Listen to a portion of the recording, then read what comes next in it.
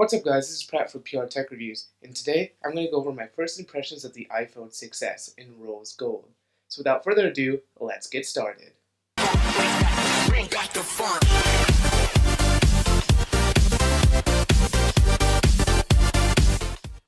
So I've been with this device for about a day or two.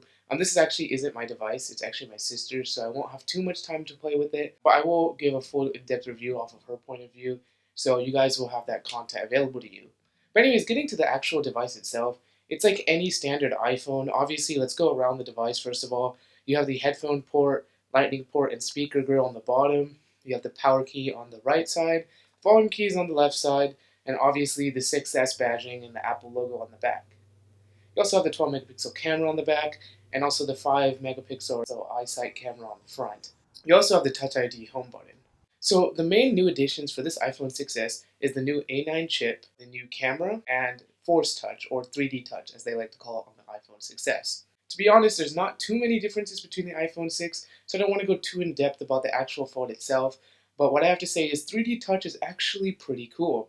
What's up guys, sorry I interrupted my own video, but I want to give you guys an actual review of the Force Touch on this. So I'm going to go through the settings. So Force Touch for me, it takes a lot of work just to actually like get it to work, and I feel like even on the corners I really have to push. As you can see, like it'll give me the little thing, or like it won't do the Force Touch, or like I have to like really move my hand to like actually get it to work. So I'm going to see if I can adjust it. So bear with me, I might cut this part out when I find the setting.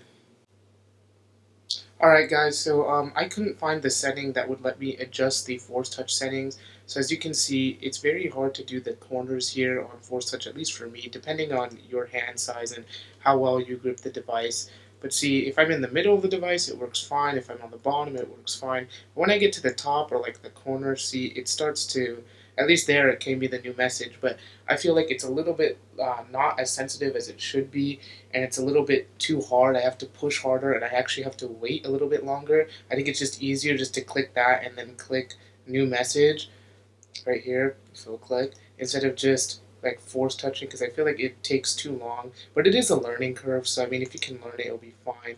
See here, I can click new tab, and it works, but I feel like it's going to be a better application when it comes to gaming or something like that, or when we find new menus being made instead of old ones, or just like a second touch to it.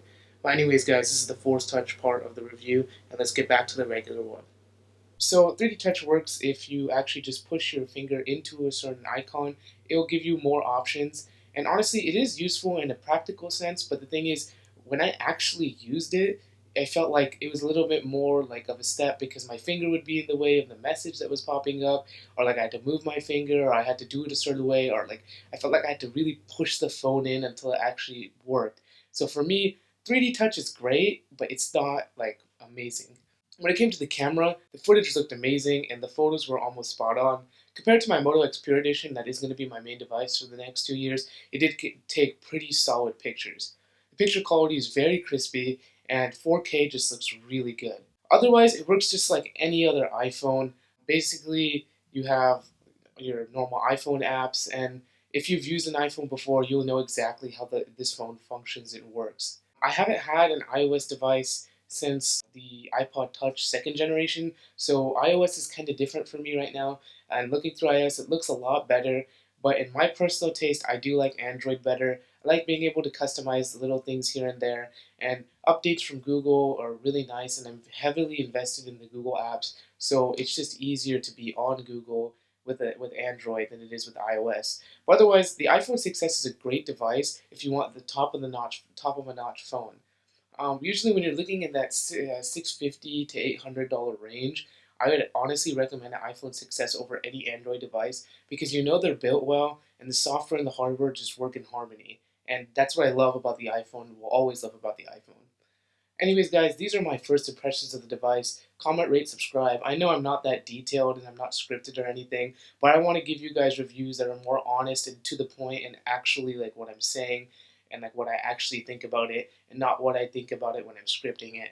So anyways, guys, comment, rate, subscribe about the video type, and I will catch you guys in the next video. Peace. And hashtag gains. Gains are important. Gains. a